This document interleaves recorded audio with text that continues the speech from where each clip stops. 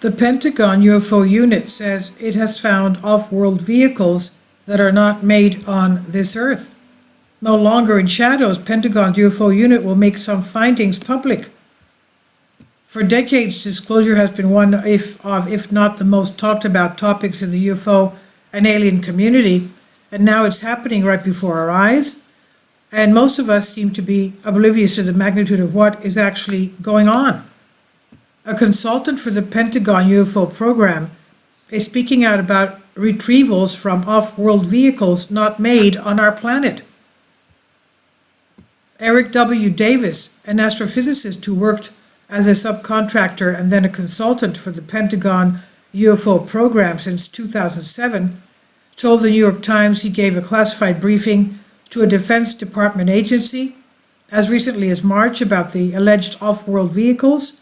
He also gave classified briefings on retrievals of unexplained objects to staff members of the Senate Armed Services Committee and the Senate Intelligence Committee last October. Instead, it's been mostly cast aside as an afterthought in a time of coronavirus hysteria. The briefing focused on what Davis called off-world vehicles not made on our Earth.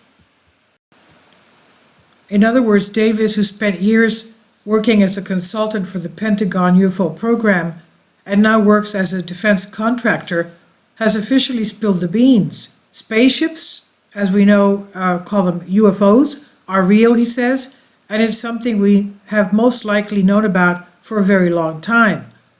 Davis said that in some cases he had failed to determine the source of recovered materials, leading him to conclude we cannot make it ourselves. UFO program no longer has to hide in the shadows.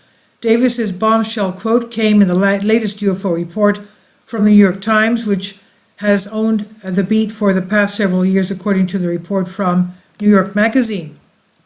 In December 2017, a paper reported on the existence of the Advanced Aerospace Threat Identification Program, an effort by the Pentagon to investigate UFOs that was supposedly ended in 2012, hailed as a historical inflection point in our attitudes regarding UFOs. It implied the same message as the most recent one, that is to say, that UFOs are in fact real and they are not from this Earth, as many skeptics have claimed.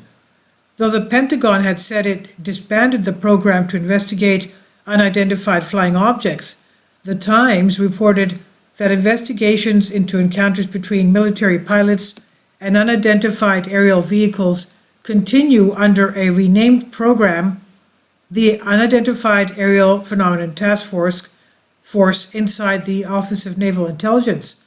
While the program is not classified, it deals with classified matters. A Senate committee reported last month said that the program was to standardize collection and reporting on sightings of unexplained aerial vehicles.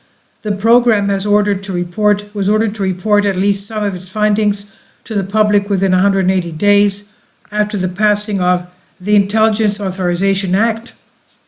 It's now moving up to a whole new era of transparency, according to Luis Elizondo, the ex-director of its predecessor program. He said it is no longer hiding in the shadows. It no longer has to hide in the shadows. Known as the Unidentified Aerial Phenomenon Task Force, it's now obliged to make further reports to public.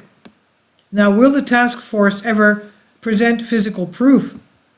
While the announcement is still being digested by most people, the time is now to buckle up for round two. Further announcements and reports are expected to be released in the coming weeks, months, and years as more and more findings are made public.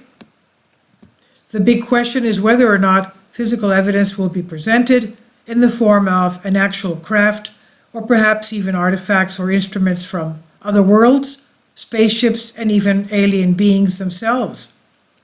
Elizondo, who took over the lead position of the Defense Department's UFO program in 2010, is, quote, among a small group of former government officials and scientists with security clearances who, without presenting physical proof, say they are convinced that objects of undetermined origin have crashed on Earth with materials retrieved for study, end quote. The program was started about a decade ago and budgeted at $22 million according to the Times. It went by ATIP, AATIP, for Advanced Aviation Threat Identification Program, and has also been referred to as the Advanced Aerospace Threat Identification Program. And this is on Collective Spark by Myth and Mystery. Please leave your comments. Thank you for your support. Kindly support my Patreon account. The daily posts are 5 videos daily, and they are totally different from what I have on my YouTube channel. Thank you so much for your support and that you find all my content so interesting. You'll find the Patreon account details in the description box.